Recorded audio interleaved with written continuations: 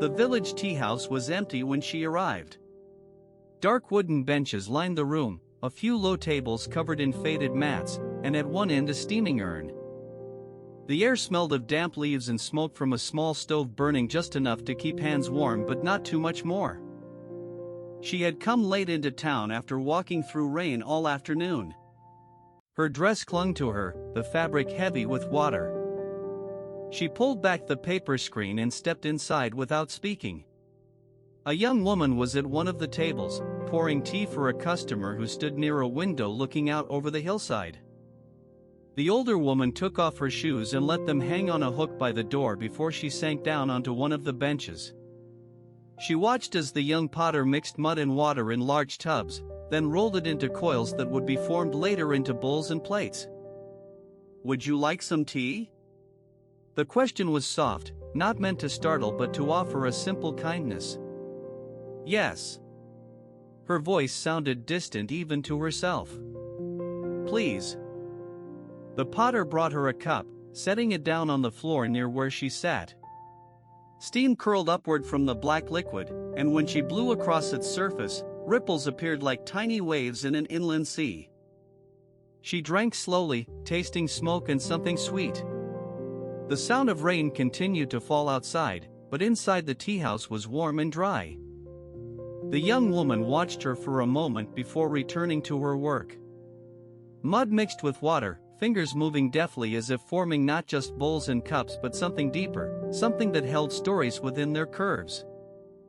Hours passed or minutes, it felt both long and brief, before the customer at the window left, pushing back his chair and pulling on an umbrella he'd hung beside him. The potter watched him walk down a path toward town, disappearing into mist after another corner was turned. Now it was just her and the young woman in the room. The potter busied herself wiping up spills from earlier customers, cleaning small bowls that had held sugar cubes or nuts. There was no need for conversation, their presence alone filled silence between them. Eventually she placed the empty cup beside hers on the floor, signaling perhaps it was time to leave. But still she lingered, drawing patterns in her mud-stained skirt with a toe. "You know," the potter said quietly after a while, "sometimes we think when something breaks or gets lost it's the end. Yet those things are replaced and continue in other ways." She looked up at that but didn't speak. Instead she watched as the young woman carefully began to reform pieces of clay into new shapes. When she was ready to go, the potter held out a small bowl. "For you," she said simply. In her hands, it felt smooth and cool, its edges soft where fingers had shaped them. She took it with gratitude but without words. As she left the tea house, the rain had stopped though clouds still clung to hillsides as if reluctant to move on. Light filtered through gaps in their gray mantles creating shadows that seemed almost solid against ground. She walked slowly back towards home, carrying her new bowl and a sense of calm settling inside her chest like water sinking into soil. You're listening to the Empty Teahouse. A small bird alighted on the fence, chirping softly as if in welcome. On the first day of winter, snow fell lightly over the bamboo grove where Han lived. On the first day of winter, snow fell lightly over the bamboo grove where Han lived. The thickets rustled softly under each flake's weight, whispering secrets to the sky and earth below. Han tended her small vegetable garden in the mornings, letting her thoughts wander like the wind through bare branches. Today was different. A stranger walked into the quiet grove. She heard him before she saw him, his boots crunching on old leaves and fresh snow. He paused by the gate that led to Han's little plot of earth. She glanced up from her work, curious but not surprised. People often wandered through seeking solitude or peace in this sacred place. "May I help you?" she asked gently, setting aside her spade. The man shook his head without a word and moved closer, eyes scanning the scene before him as if he were seeing it for the first time. He seemed to feel her presence beside him now and turned towards her with an almost reluctant smile. "I've been walking," he began slowly, "through towns and villages. I thought perhaps here." Here is a place for quiet thoughts, Han said softly. He nodded, looking around at the snow-coated branches and frozen earth beneath his feet. After a moment's silence, he spoke again, more to himself than her. I've been searching for something. Han picked up her spade and began clearing away the fresh layer of white over her rows of waiting seeds. The man watched silently for a while before stepping closer to help. What are you planting? He asked softly after a few minutes' work. Carrots, she replied simply, and radishes. They need warmth soon. He nodded thoughtfully and worked beside her without another word, the cold air stilling his thoughts as surely as winter had silenced the gross leaves. As noon drew near, they stopped to rest by a small pond at the edge of Han's garden. The water was frozen over except for one spot where ducks would sometimes land on their way through from somewhere else, leaving ripples behind them. Now there were no ducks, but the sound of their distant wings and calls lingered in the air. The man gazed out over this tiny piece of ice and spoke again. Everywhere I go, people are busy, always moving forward. Han nodded gently, understanding his weariness with a smile that held more than words could say. She offered him her small wooden bowl, filled with hot tea she had made for them to share. Thank you, he said as he took the cup, holding it close to feel its warmth.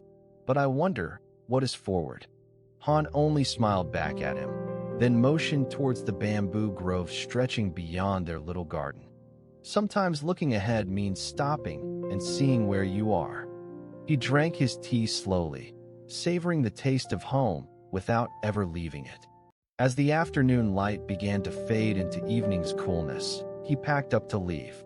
Before stepping away from her gate for good, he paused once more beside Han. Will I find what I seek? She watched him a moment longer before answering quietly. What you're looking for is in your heart.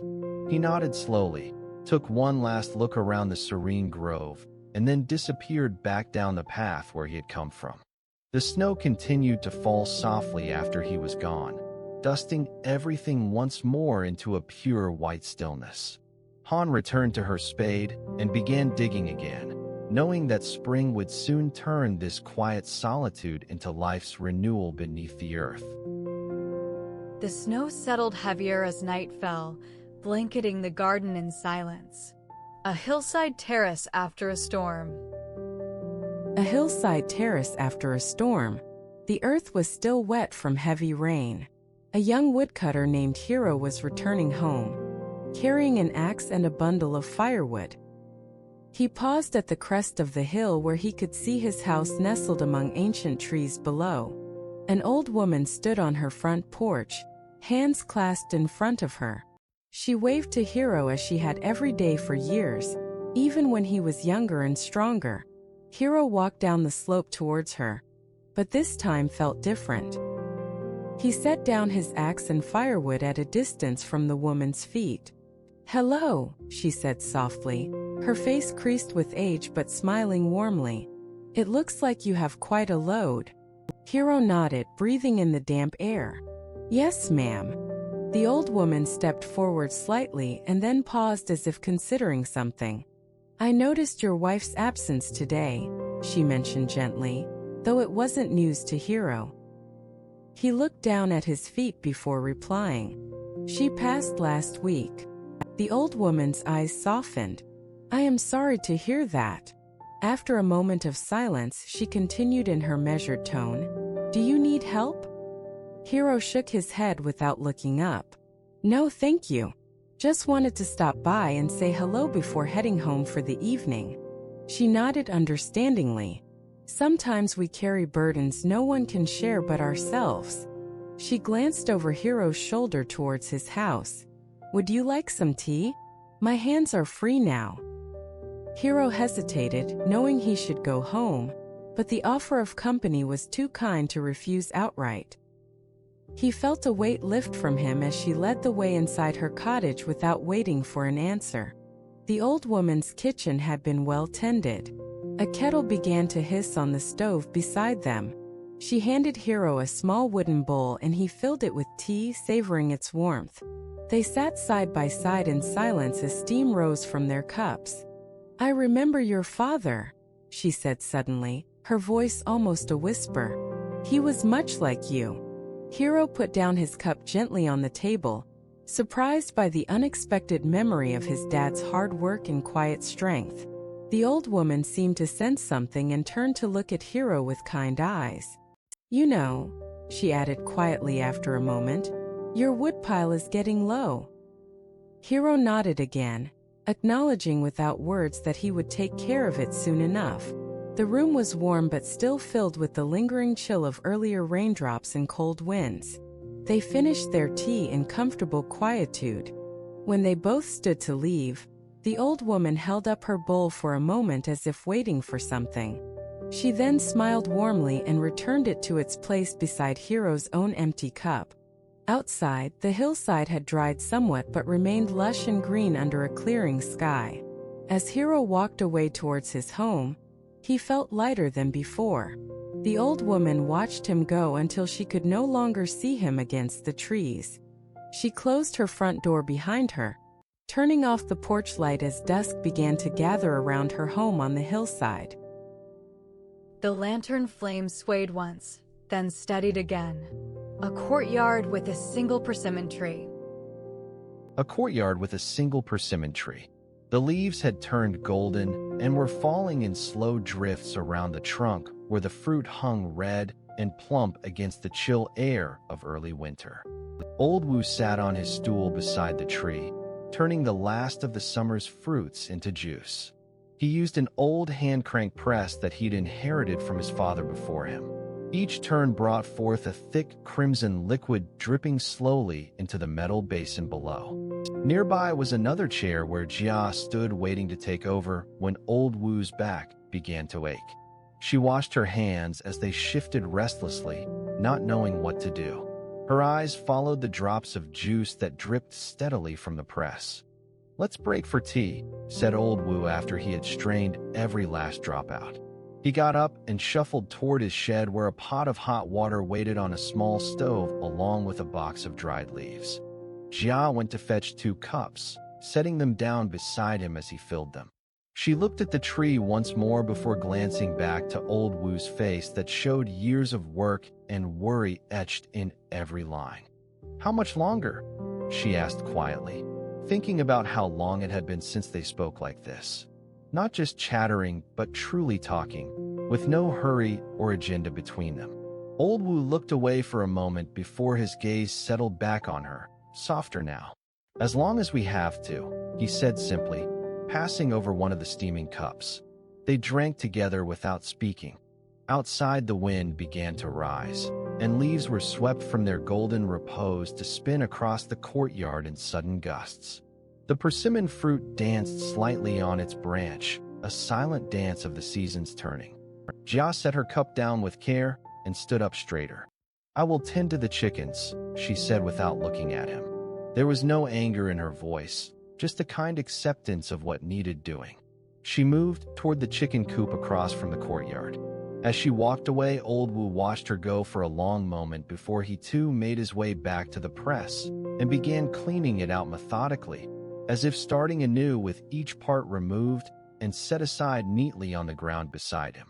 The sound of rustling feathers came through the air, followed by Jia's voice in quiet instructions to the birds. Then silence fell around them again, deeper than before because of this sharing between them. As he placed the last piece back into its place on his workbench, Old Wu paused to watch her one more time.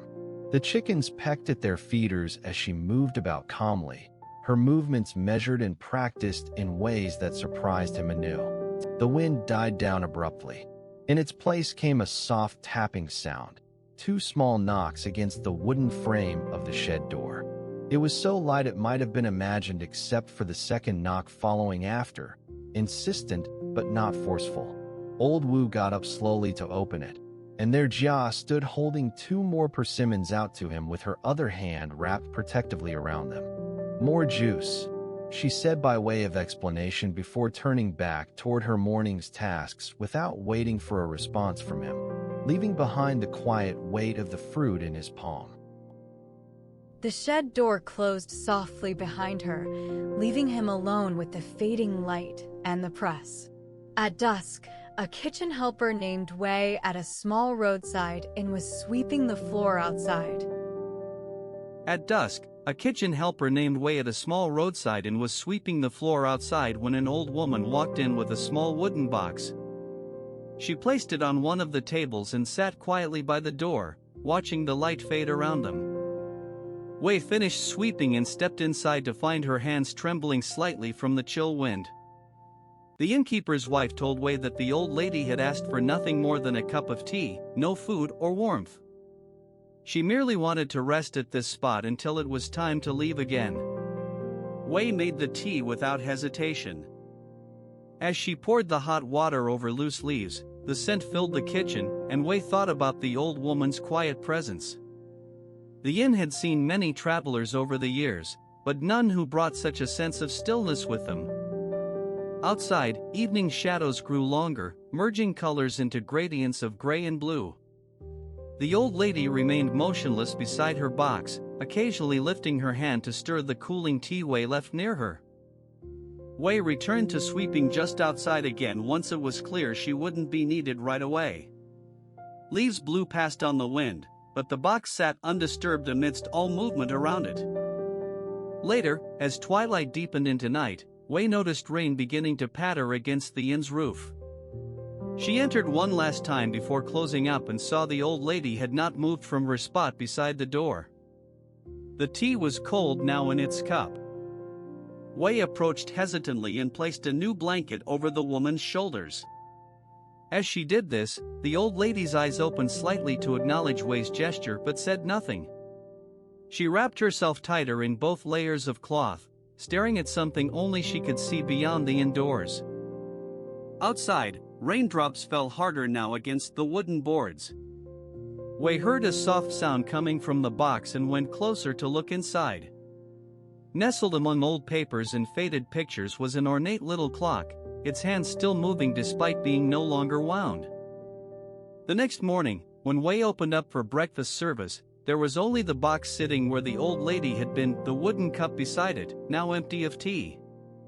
She brought the box into the kitchen to store away somewhere safe until someone claimed it.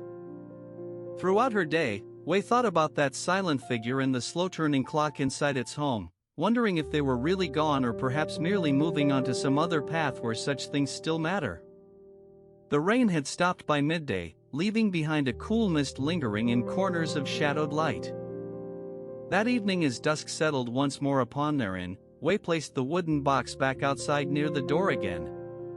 As she did so, she noticed a few more travelers entering and settling into rooms for the night, but no one seemed to notice what lay beside them on that simple table.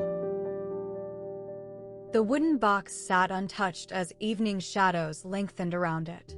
Stories of moments held in silence. The lamps dim at the empty tea house. Until tomorrow.